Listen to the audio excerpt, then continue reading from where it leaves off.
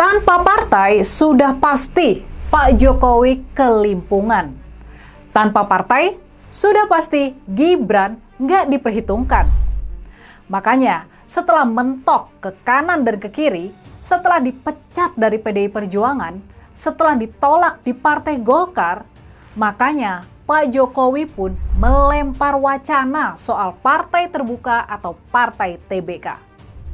Tapi, rasa-rasanya nggak ada yang aneh dan baru dari konsep partai terbuka ini. Ini sekedar gimmick, ini cuma soundbite, ini cuma penamaan buat menarik perhatian khalayak saja, ini cuma teknik marketing saja. Pada kenyataannya, dalam teorinya, hampir semua partai, termasuk partai-partai di Indonesia, adalah partai terbuka. Semua partai membuka diri kepada siapa saja buat masuk partai, jadi anggota partai dan punya kartu tanda anggota. Semua partai juga menganut sistem yang demokratis, di mana setiap anggota partai punya hak suara, secara berjenjang dari mulai tingkatan yang terbawah sampai dengan tingkatan pengurus pusat. Bahkan kalau dipikir-pikir nih, partai komunis di Cina sekalipun punya jenjang demokrasi yang seperti ini. Jadi, apa keistimewaan dari partai terbuka atau partai TBK yang istilahnya sudah kadung dilempar sama Pak Jokowi? Tapi konsepnya masih. Kalau partai terbuka ini mengambil konsep dari dunia bisnis, ini tentu bakal jadi sesuatu yang benar-benar beda.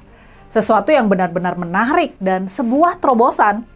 Kalau partai TBK ini menganut sistem kepemilikan saham misalnya, seperti di perusahaan-perusahaan terbuka atau perusahaan-perusahaan TBK, barulah wacana yang dilempar sama Pak Jokowi ini benar-benar sebuah ide yang boleh dikata benar-benar jenius. Sebuah terobosan. Kalau pendekatan ini yang dipakai, maka partai terbuka bisa jadi partai kapitalis pertama di dunia, di mana suara anggota ditentukan oleh seberapa banyak saham partai yang dipunya oleh anggota tersebut. Inilah partai yang benar-benar diperuntukkan bagi para super kaya, orang-orang yang mampu membeli saham partai sebanyak-banyaknya. Inilah partai para kapitalis yang sama sekali nggak berangkat dari sebuah gagasan besar dan cita-cita bersama. Inilah partai yang benar-benar non-ideologis, nggak punya ideologi, dan benar-benar bersifat oportunis. Inilah partai yang tujuan perjuangannya kelak ditentukan oleh kekuatan para pemegang saham terbesarnya, yang tujuan para anggotanya sekedar merebut kekuasaan belaka. Kalau sistem kepemilikan saham ini yang berlaku, bisa jadi nanti nilai saham dari partai ini akan naik atau turun. Akan berubah-ubah seperti di bursa saham. Bisa jadi menjadi anggota partai, menjadi pemilik saham partai, ini merupakan cara baru buat mendapatkan keuntungan finansial.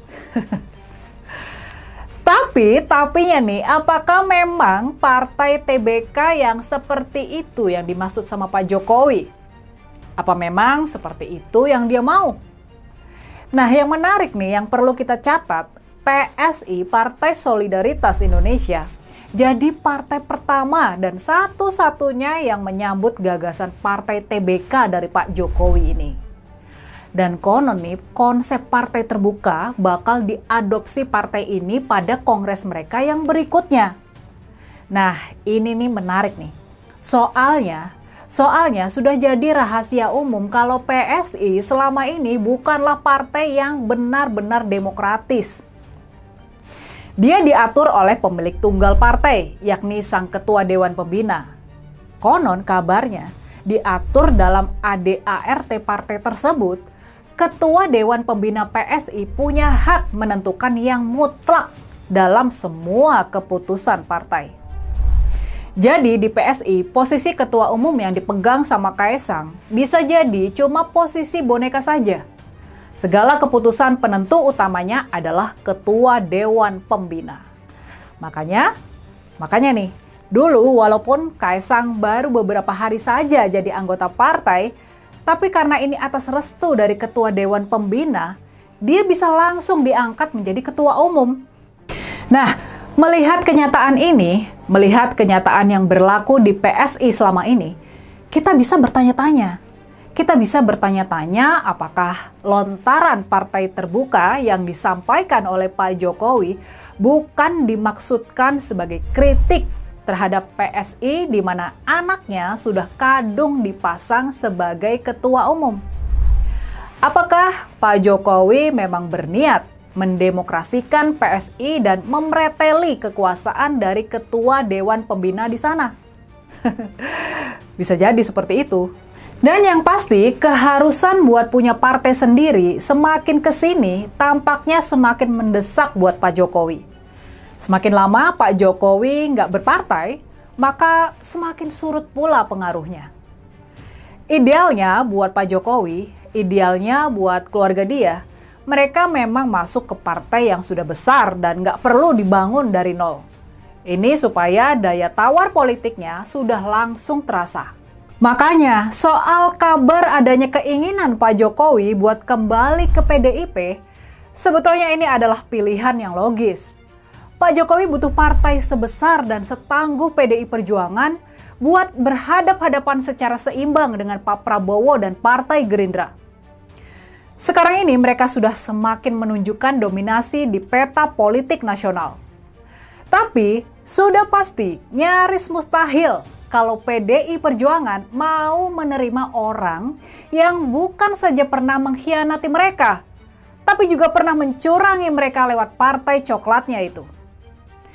Sebagai partai yang ideologis dan punya harga diri, PDIP sudah pasti nggak butuh Jokowi buat bisa tetap eksis, walaupun memilih berada di luar pemerintahan.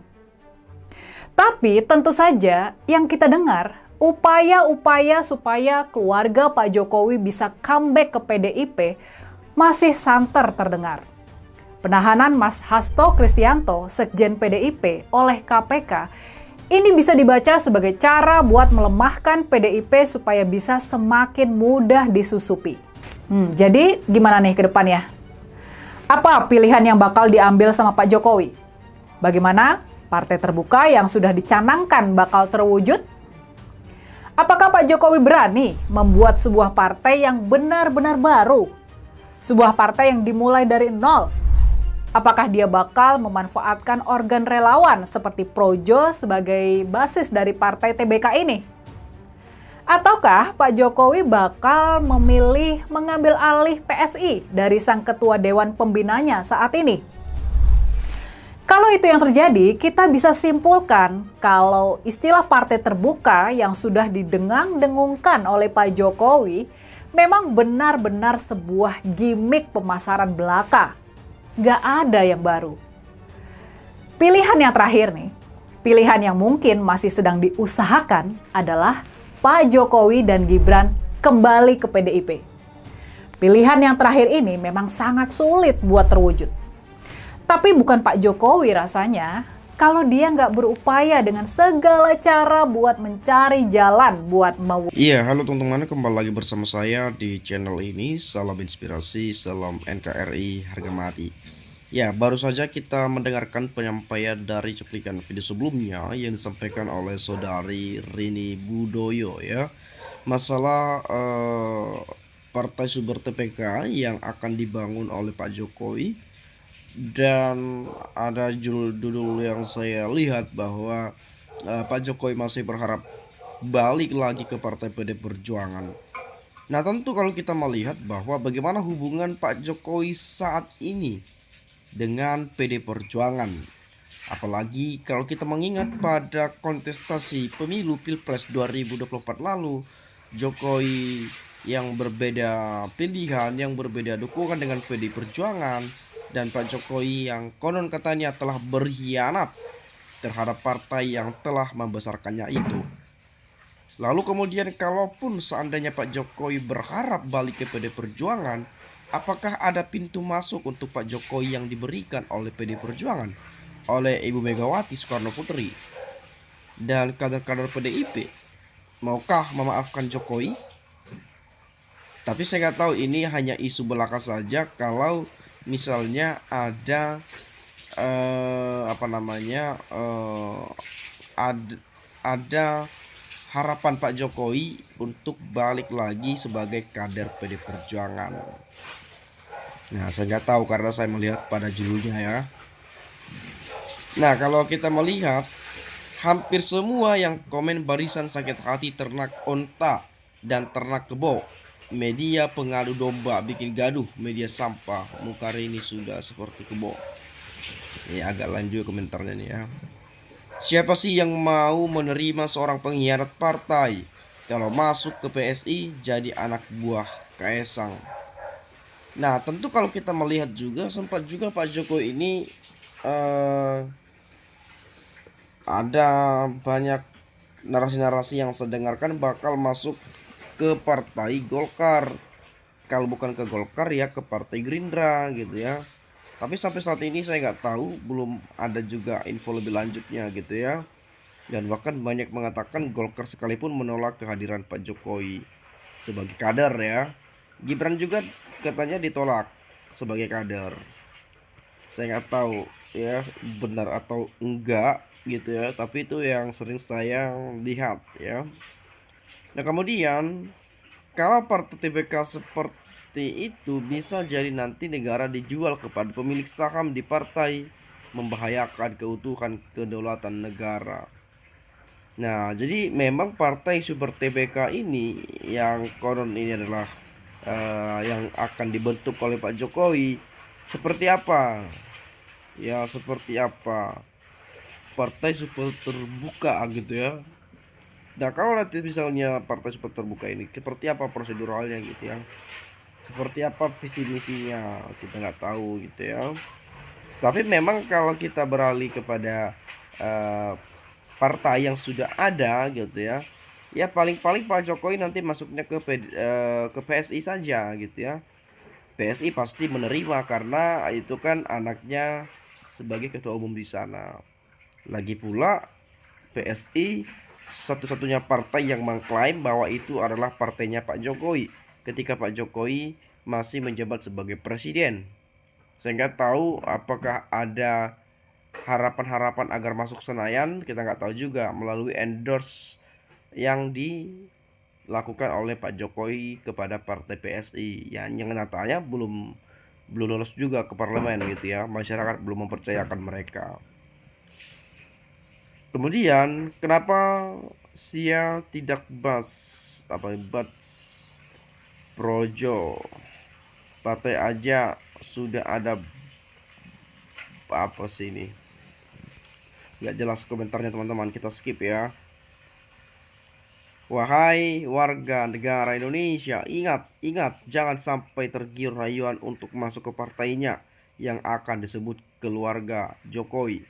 Dengan partai terbuka, 10 dipegangnya, kondisi carut marut, ekonomi mayut, baru di ITC, Depok ruko pada tutup, baru apa nih dijual nggak laku.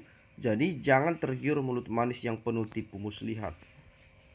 Harus hati-hati juga kita ya kalau misalnya super TBK super terbuka seperti yang dikatakan tadi kayak saham gitu ya. Ini bahaya juga nih. Ya, ini perlu juga dipertimbangkan ya. Lalu kemudian dari Paskalis, partai terbuka ala Jokowi itu hanya trik tes gimana respon masyarakat. Si Jokowi dan anaknya itu tidak akan berani mendirikan partai. Dia sudah lihat, sudah ukur saat Pilpres kemarin lewat PSI yang mereka gaungkan se-Indonesia bahwa PSI itu partainya Pak Jokowi, ternyata hanya beberapa persen yang didapat, bahkan tetap tidak lolos ke Senayan. Itu fakta, kekuatan pendukung Jokowi hanya segitu. Nah, itu yang menjadi apa namanya semacam tolak ukur juga bagi kita gitu ya. Ternyata efek kekuasaan efek Pak Jokowi itu seperti apa sih gitu ya.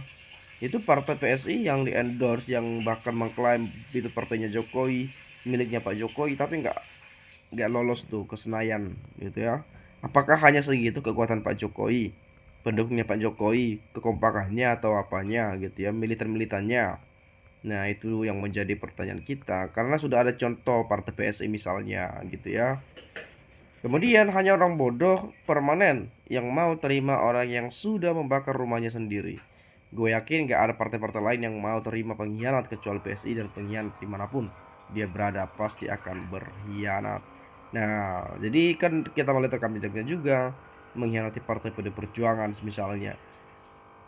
Pasti orang berpikir bahwa potensi itu akan bisa terulang kembali ketika sudah masuk ke partai yang lain.